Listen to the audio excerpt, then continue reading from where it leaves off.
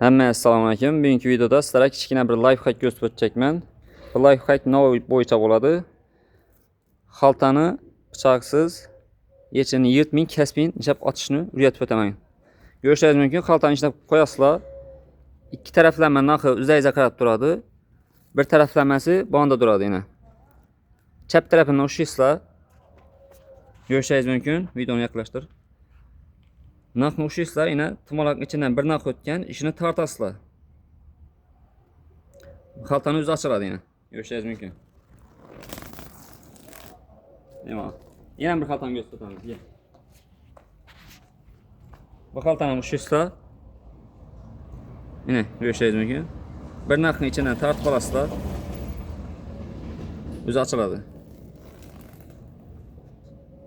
Video bir like bosasizlar, iloji boricha yoki like yuborib qo'ysangizlar, ko'pchilik uchun foydali bo'ladi.